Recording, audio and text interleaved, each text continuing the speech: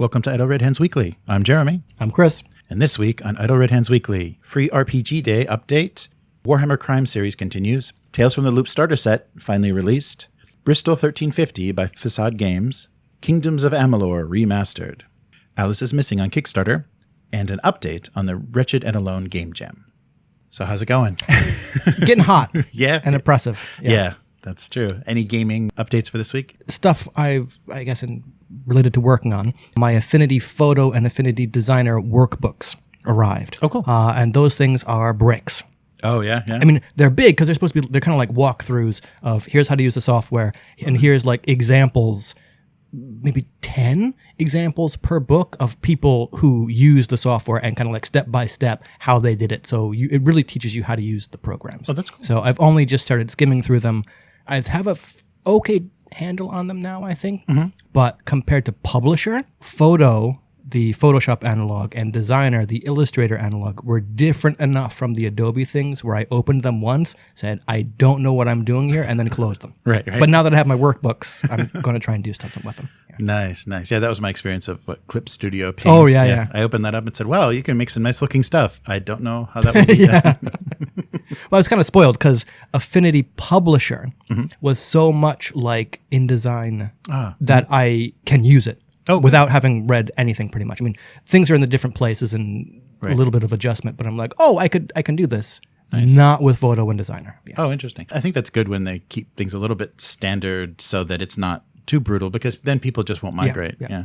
Although once they learn it, then they're trapped. I don't know. It seems like companies have a few vested interest in retaining customers. Yes. Right.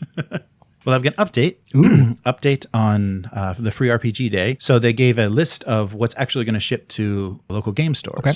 And a couple interesting things. Cubicle 7 is going to send Wrath and Glory. So 7 copies of Wrath and Glory are going out to every store. So if you know anybody in the U.S. that can intercept one of those. Oh, sorry. No, my furrowed brow was they're sending out actual copies of the game. Yes. Oh, yeah. Okay. Yeah, these are all samples of things to be given away, in promotion for Free RPG Day. Fantasy Flight is the Keyforge setting for Genesis, is sending out Dungeon Crawl Classics. Magpie is sending out Root RPG. Oh, cool. Okay. And then Paizo is doing both Pathfinder and Starfinder. I'm assuming it's second edition. I would assume Pathfinder. so. Yeah, it wasn't listed. And guess what Q Workshop is sending out?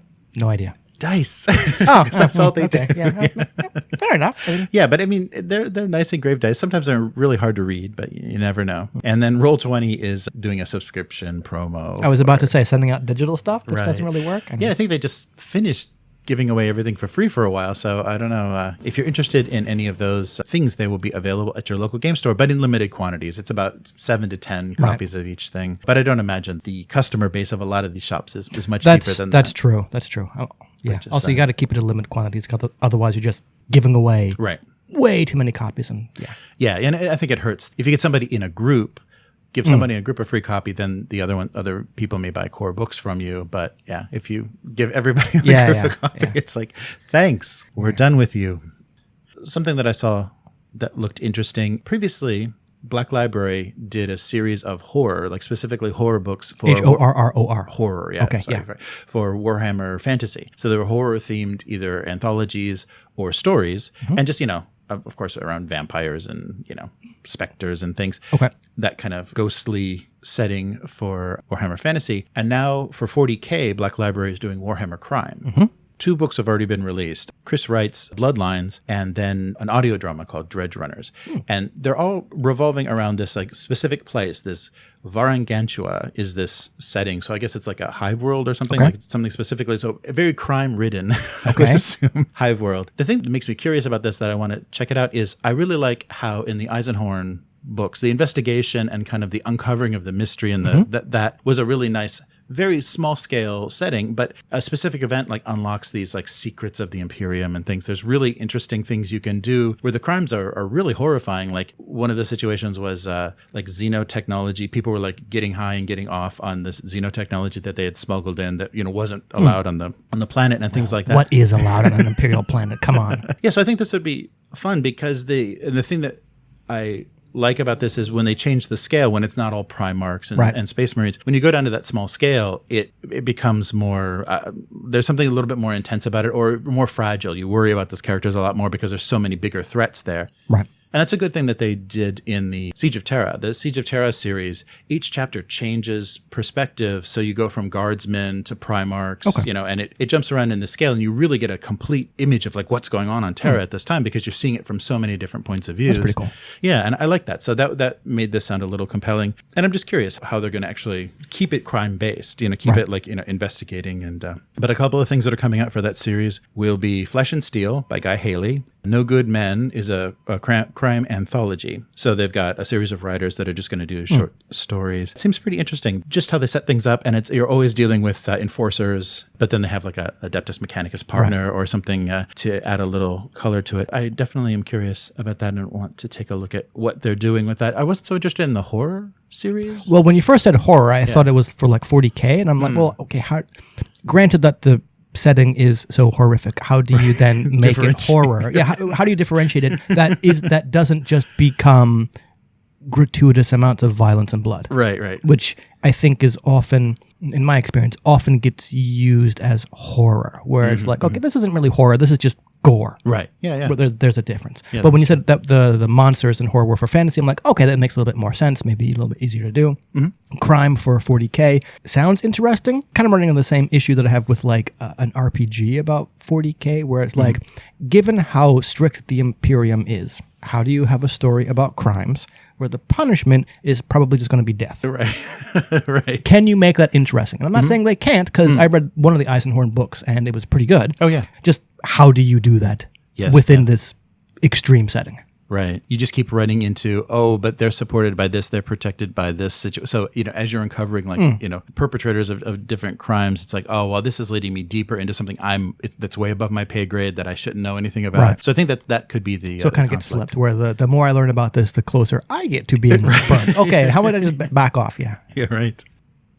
And they officially announced the Tales from the Loop starter set, which I mentioned, I think, back in April, because that's when it was supposed to ship originally. That's finally shipped. It's available on the Modifius website, and it's also available on DriveThruRPG. So the retail price for the set is $27 for the physical copy box set, but the PDF is only $5 on DriveThruRPG. Yeah. So that's a digital version of everything. So you get everything except the dice. Right. Yeah, basically. So that's a pretty reasonable price if you're thinking about trying out Tales from the Loop. And so, like we talked about before, it's going to be an illustrated rulebook, a complete mystery that's exclusive to that. Starter set, The Recycled Boy, 5 pre-gen characters, 1 large map, and then 10 custom dice. Cool. Yeah, almost worth it for the dice. It's pretty close because the dice are pretty expensive. It's like $15, I think so. I am eagerly awaiting the release of the Alien starter set. Yes. And the new cinematic adventure Destroyer of Worlds. Yes.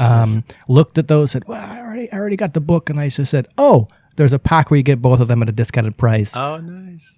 Got them. Yeah. And am eagerly awaiting kind of the PDF release, because I think Free League is doing kind of what they did before, where you're going to get the PDF when it comes out, which is not yet, and I'm not sure when that's going to get released, but I think the boxes ship sometime like fall this year, depending on when production is. Right. I pre-ordered mine back in February. Right. Some place pretty early for Tales from the Loop, because we were doing the kind of starter set reviews. So I wanted to add this one to that, and it still hasn't arrived. I've gotten no notification. So yeah, they probably gotten pretty far behind in production. So I will let you know, and we'll do the unboxing and review of that when it comes. I did have because they do give you the digital version early. Right. So I got to look at the PDF a little early. I'm not in love with the pre-gen characters. Oh, really? They kind of skew things. I don't know. There's a few things that I don't like, because, part of just like with Monster Hearts or other games, you establish relationships with the characters, and they kind of pre-wrote those for you. And I would have liked if they said, you can be this with this person or this with this person, and gave you some options, but they just kind of build that in. Oh, okay. So kind of like something like fill in the blank with character names here, and kind of decide at the table to do stuff. Yeah, well, it's kind of pre-written for you. Right. Yeah. That's so I wish you could do that. Yeah. I wish it was blanks that you could just say, so I kind of like him, or she kind of likes me, whatever the situation is, because it then kind of limits you. If I'm going to play the bully, then I have a crush on him. It's like, right. Okay. So yeah, that was something I was a little disappointed, but I guess it's kind of inescapable with pre-gens, and maybe they just wanted you to go in. It's also easy enough to just like cross out a name, that's and then true. fill in something they have else. That really nice whiteout tape in Japan. You can just put that right over the names. Yeah. So when that arrives, we will update you on that, and you get a look at that. And I'm sure the quality, just like everything Free League does, is going to be beautiful. The paper quality and the maps and everything. Oh, a funny thing. This is video game related, but a funny thing that I saw just today. They are remastering Kingdoms of Amalur. Okay. So it's Kingdoms of Amalur Reckoning. Okay. This was a console. I think originally console kind of action RPG. So third-person action RPG. But it's got a wonderful story. It's a bizarre project. I'm waiting. Okay. So if you were a major league pitcher and in the off season needed to do something with your time and it wasn't, womanizing or drinking to excess, and you decide to play World of Warcraft fanatically. Okay. Then when you retire and you have all of your baseball money, what do you decide to do? So this is the situation that happened to Curt Schilling, the Boston Red Sox pitcher. So in 2006, he decided, I really loved playing World of Warcraft. I love fantasy computer games. I'm going to start a game studio. Okay. So how would you do that? Well, first you would find some sort of local business, like a state-sponsored, promotion for a local business program, and he borrowed millions of dollars from the state of Rhode Island. Okay. And then produced this one game, which was written by R.A. Salvatore. Had some input from Todd McFarlane, and one of the Elder Scrolls lead designers was working on it. All right. So kind of a dream team. Okay. They produce this one game. It goes way over budget. They spend all the money and then immediately file for bankruptcy. Okay. All right. So it has a weird legacy. It has a weird story, but it was a fun game. It was like, I think he hired kind of his dream people and he made his dream game, and it wasn't bad. Unfortunately, he doesn't. Just wasn't good and didn't make any money? No, well, it didn't do well, and I think it went so far over budget. There's no way it could have ever been successful enough. Okay. Yeah, because it drug on and on. They blew all of their Rhode Island money, and then Rhode Island sued them to get the money back, and so to avoid all of that, he filed for bankruptcy. Okay. Yeah. And it sounded like kind of a humiliating bankruptcy because they were like going through his house and like, all of his memorabilia and stuff was going up on auction. All those Warcraft figures. Okay. Yeah. That property went to, I guess, THQ. And when THQ then went out of business, then THQ Nordic got that. So what they've been doing is all those properties that they bought, they've been doing remasters. Okay. So this is finally being remastered for the PC. And, so like I said, it's R.A. Salvatore written. So an interesting story. And the most compelling thing is your PC starts on a pile of corpses as a corpse. And that's how your story begins. If that's the most compelling thing... then I am not sold on the game. No, but that really hooked me right away. I'm like, wow, this is pretty dark. But it's very World of Warcraft in its load. That is getting a remaster, and so this was accidentally leaked because it got pre-order page on Amazon and Microsoft. Microsoft Store leaked it as well, but they're calling it the Re-Reckoning. The Re-Reckoning, okay. Because it was already the Reckoning. So yeah, they're just updating. They said some of the gameplay is going to be refined, and they're just going to update the textures and things because it was a Xbox 360, PlayStation 3 release. Yeah. I had a lot of fond memories of that game, so I wouldn't mind trying it again. But it has such a funny story. And take a look on YouTube. There's a lot of people that cover specifically video games that did great histories of like how ridiculous this was and just how it just got out of control. So like you get retired athletes like to, buy a car dealership or invest in your restaurant or something. Or have a game company. Right. Yeah. Or just start a game company because you like games. Well, I mean, are there worse reasons to start a game company? I mean, liking games seems to be the most altruistic reasons to start game company. That's true. And I think, I think a lot of people would argue, but I think what they produced was admirable. I mean, for having him not being able to manage that project, they still ended up producing something that was playable. So anything on Kickstarter? I just backed Alice is Missing by Hunters Entertainment, which is the same company that put out Kids on Bikes. Oh, cool. The thing that interested me is it's a game that you play completely silently. Oh, that's cool. Yeah. So it's written by Spencer Stark, I believe, and it's supposed to play in 90 minutes. And it's kind of, I guess, like a LARP-ish game where you're given character cards and motivations and drives and stuff like that. And the idea is there's a disappearance of this girl called Alice Briarwood, a high school junior in the small town of Silent Falls. Gameplay is over 90 minutes. You do it entirely by text-based communication, and it's silent. Oh, cool. And that's the part that really interested me. Nice. So, yeah. Don't know much more about the game.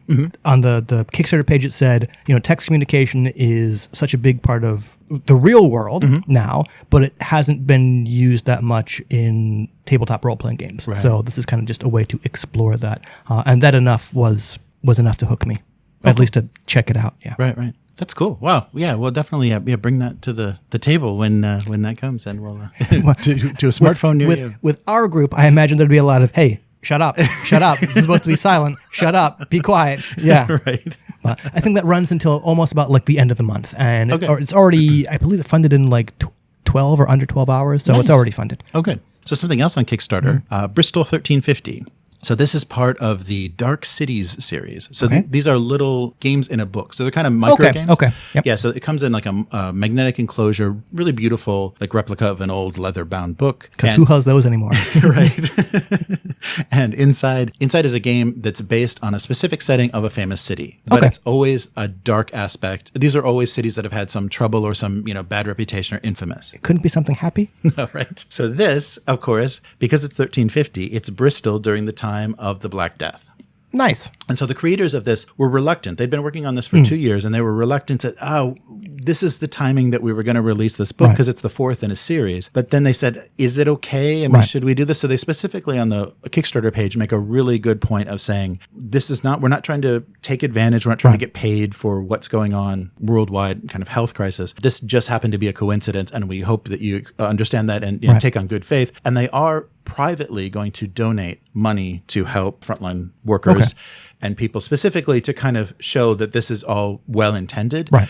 They said that they didn't want to, because it would seem even even more fishier if they connected any sort of charity to the actual level of money that they raised. Right. And actually, Kickstarter doesn't allow you to do that. You can't actually spend Kickstarter funds directly on a charity. Interesting. Okay. Because that does incentivize people to kind of scam. So anyhow, Bristol 1350 is, of course, England during the Black Plague, and you are basically trying to get on the last wagon out of town. Okay. So these wagons of people, and the game itself is 1 to 9 players, and a lot of their games are like that. They scale really well. So it's 1 to 9 players. You learn it in 10 minutes, and it takes about 20 to 40 minutes to play. And you are trying to get on a wagon without infected people. So you win if you get out of town on the wagon and nobody's sick. Right. But you don't know who on what wagon is sick. And so you have a choice to, I know what your symptoms are. I'm suspicious of you. I push you off the car. And so there's a lot of, kind of social deduction and light strategy is what they call it. I was going to say, but as soon as you said, get out of town on an uninfected wagon, I'm like, oh, so it's, one of those social deduction games like Werewolf or The Resistance. Oh, right. Yes.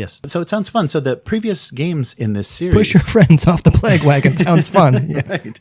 No, it's really, the mechanics for the games are really, really well done. And I really enjoy how they come up with these. The Dark Cities series consists so far of Salem 1692, which of course you know what that would probably be. That one's, you ate the infected bread, you're a witch. Yeah. Right. Okay. And Tortuga 1667. Okay. And so that's basically pirates or one of the navies getting the gold off of a Spanish galleon that's sunken, and then Deadwood 1867. Okay.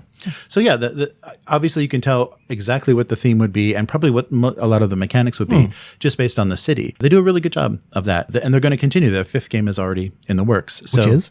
They didn't announce it. They just said, said it was in the works. I think. So these games are affordable. $21 on Kickstarter for the basic set. They're going to do a deluxe edition where they do all the pieces are metal. So they do metal miniatures and metal coins in the deluxe edition, and maybe upgrade, just generally upgrade the components. So far though, all the components look really nice. So everything's plastic and you've got little wooden people. The map is a little neoprene rolled map. Yeah. So it lays really flat and is very durable. So yeah, they always do a really good job. So I would definitely recommend checking out, Bristol 1350 by Travis Hancock at Facade Games. That sounds fun. As fun as something about a plague can be. Yeah, that's right. Yeah, Pirate Gold is a little more fun. So I guess linking back to the Affinity thing, which I'm using to lay out my Wretched and Alone game jam, I'm highly unlikely to finish my idea of Castle Dracula. Oh, no. Only because I've just been way too tired to do anything with it. But the Wretched and Alone jam is still running for about, as of this recording, 8 more days. And they're up to a total of 29 submissions, which is quite a lot. And a recent submission that caught my eye was Castle Bluebeard. Oh. Specifically because back in the sort of brainstorming phase of this thing, from reading the Bluebeard's Bride Powered by the Apocalypse games, you could do a Wretched and Alone game about Bluebeard's Bride, where the game works really well when the end is sort of a foregone conclusion. Right. You kind of know what's going to happen, like in Bluebeard's Bride, where the end of the fairy tale is like, oh, she opens the door and finds all the other murdered brides and then gets killed herself. So I said, you could totally do that. Bluebeard's Castle is put out by Clausy, and it's on itch.io. And for $5, you get 2 versions of the game. Oh. One called the Wretched version and one called the Fairy Tale version. The Wretched version is that sort of foregone conclusion, and it's a lot darker, and you're probably going to end up dead, where the Fairy Tale version, there's a higher chance of survival and of getting out. So one's supposed to be more horrific and one's supposed to be more, not whimsical, but I guess for lack of a better term, less horrific. And I just thought it was really interesting to provide like 2 versions of the same game kind of in the same product, essentially. Oh, that's cool. So did the mechanics change in the Fairy Tale version? Is there like, do they take away the tower or anything that makes it less like ticking clock? itch.io page says the mechanics are slightly tweaked. I haven't had a chance to look at it yet, though I bought it, so I could not tell you exactly how they have been tweaked. Yeah, I'll put a link to that. Yeah, I noticed there were a lot of the diversity of those entries is pretty amazing. Yeah, the settings that people chose is pretty incredible when I looked at that page. So I'll put another link to that, and then specifically to the Bluebeard's Castle, so people can take a look at that. One question I had about itch.io though, it's not easy to use because it's so video game heavy. Like when you're searching stuff, like how do you specifically look for tabletop? Gotcha. things? Okay. I would have to get back to you on how to specifically search for tabletop. One of the, with discussions I've had with people, one of the drawbacks of itch.io to something like DriveThruRPG is visibility, where most of the games I find on itch.io are through people's social media saying, I made a game, here's a direct link to it, and clicking on that and following it, and then following the person to get notifications of when they release something else, or then looking at the things that person has bought their library and saying, oh, that looks interesting, I'll go look at that, and then following that person, and then kind of that process for me snowballs. Right. So all of the notifications and kind of like additions to my feed I get are TTRPG related. Nice. Like I practically don't even go to the front page of itch.io. Though I think there is a way to kind of click on physical games. And which would include things like RPGs, even if what you're buying is just a PDF. Right. Because that's one of the other drawbacks of itch.io. As of right now, there is no way within that site to do physical copies. Like you can sell physical copies, but then you're mailing them out or doing fulfillment by yourself. Yeah, that was something that was curious for me because that's the thing that the tabletop kind of just has to deal with in the Google world. Anyhow, is, if you search for an RPG, you're going to get PCRPGs. And then if, unfortunately, there's a tabletop version, but it's also on the PC, then you're going to have a lot of trouble, like specifically sourcing. Yeah. I don't know. I'll get back to you on maybe I'll even ask other people how they do it. I had heard of it before in terms of, people doing small indie projects and games.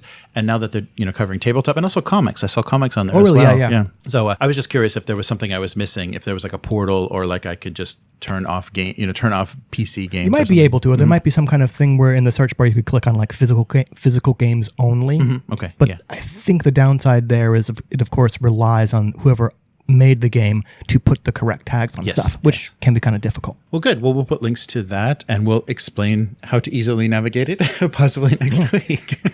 Cool. I think that does it for this week. So where can people find you? On itch.io at HiveMind or at Twitter at HiveMind, and probably not on Facebook by the end of the month because I'm ditching it. Nice. I saw that, yes. Yeah. Just tired. Yeah. I don't blame you at all. How about you? I am still doing a weekly live stream of my single panel gag cartoons. So that's abusecartoons.com and both on Twitch and YouTube. That is streaming live every Monday evening North American time. And you can find the archive of the cartoon at gocomics.com/domesticabuse.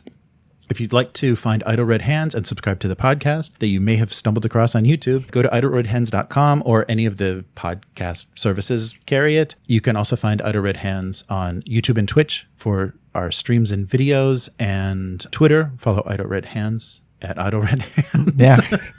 If you'd like to support the podcast and get more involved, specifically interested in our lore videos, which we're doing the Complete Mutant Chronicles, take a look at patreon.com/idleredhands.